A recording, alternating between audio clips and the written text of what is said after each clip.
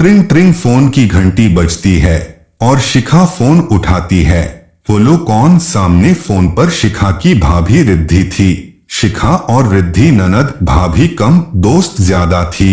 रिद्धि ने फोन पर कहा, शिखा मैं कल तुम्हारे घर आ रही हूँ, तुम हमेशा शिकायत करती थी ना। भाभी आप मेरे घर नहीं आती हो, इस बार पक्का आ रही हूँ। इधर फोन पर शिखा भी बहुत खुश हुई और खिलखिलाते हुए चहकने लगती है और कहती है, सच्ची भाभी? तब रिद्धि ने कहा, हाँ भाई हाँ सच्ची। और दोनों फोन रख देती हैं। अगली सुबह रिद्धि अपनी ननद शिखा के घर आती है और शिखा अपनी भाभी को देखकर खुशी के मारे झूमने लगती है। काफी देर तक दोनों अपनी पुरानी बातें करती रहीं और साथ ही साथ दोनों घर का काम निपटाने लगती हैं। शाम के वक्त शिखा के पति शरद जी ऑफिस से घर आते हैं और रिद्धि को देखकर वो भी बहुत खुश होते हैं। रिद्धि और शरद भी एक दूसरे से बात कर ही रहे होते हैं कि शरद को देखते ही शिखा के चेहरे का नूर उड़ जाता है। वह शरद को देखकर खुश नहीं होती, आखिर क्यों? रात में सभी लोग डिनर खत्म करके सोने की तैयारी करते हैं। थोड़ी देर बाद शरद जी अपने दूसरे कमरे में चले जाते हैं।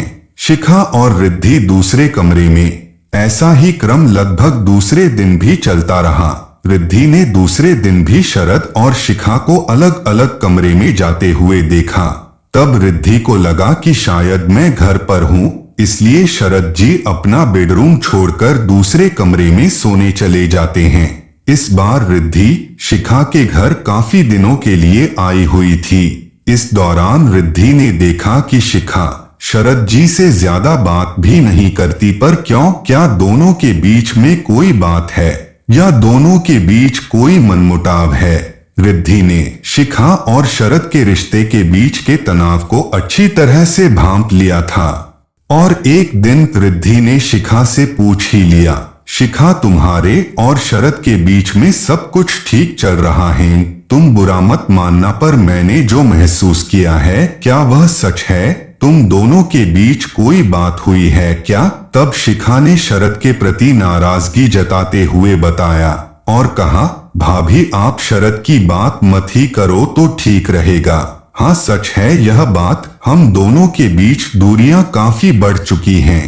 तब रिद्धि ने कहा, क्यों? तब शिखा ने बताया, भाभी अभी कुछ महीनों पहले मेरी तबीयत खराब थी, आपको तो पता ही है। उस समय मुझे मेरी जेठानी जी देखने आई। शरद को काफी दिनों तक गौर किया और मुझसे कहा, क्या शिखा ये देवर जी क्या रात में मोबाइल और लैपटॉप पर लगे रहते हैं? तुम कभी देवर जी का मोबाइल चेक नहीं करती क्या? पता है ना तुम्हें इतनी ढील नहीं देना चाहिए, मांगो जरा तुम मोबाइल देवर जी से। तभी मैंने जेठानी जी की बात सुनकर शरद से मोबाइल मांगा और शरद ने तुरंत ही मुझे मोबाइल का पासवर्ड खोलकर दे दिया और मैंने शरद का मोबाइल देखना शुरू कर दिया।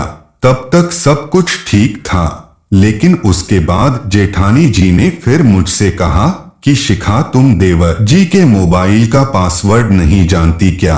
पर क्यों?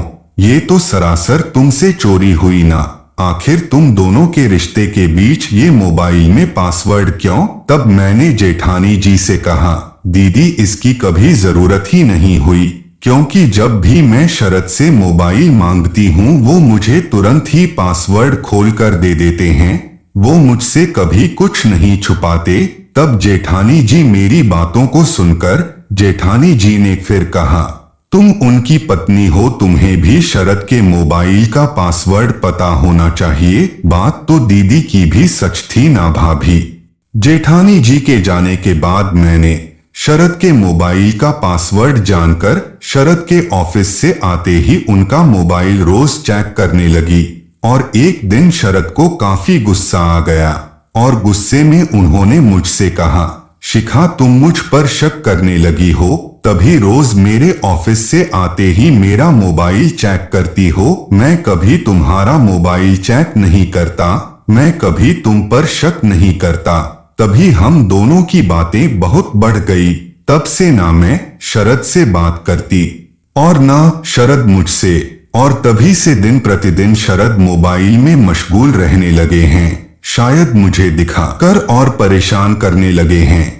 इतना सब सुनने के बाद रिद्धि ने शिखा को समझाया कि शिखा यूं ही कभी भी किसी के कहने पर शक की भ्रांति मत पाला करो, और तुम्हारी जेठानी तो स्वभाव से ही शकीली हैं। उन्होंने तुम्हारे अंदर शक का बीज बो दिया और बढ़ते हुए वक्त के साथ तुम्हारी बढ़ती हुई शंकाओं के साथ ही वह शक का बीज भी अंकुरित हो गया और तुम्हारे अंदर इस कदर बढ़ गया कि तुमने अपनी ही खुशियों में आग लगा ली और शरद ने तुम्हें टाइम देना बंद कर दिया। सोचो शिखा, अगर शरद तुम्हारे साथ ऐसा ही करते तब तुम क्या करती। रिद्धि की बातें खत्म होने के बाद शिखा ने रिद्धि की एक एक बात पर गौर किया। गौर करते हुए अपने पहले के पलों पर खो जाती है। उसे वो सारे पल याद आने लगते हैं जब शरद शिखा को टाइम देते थे।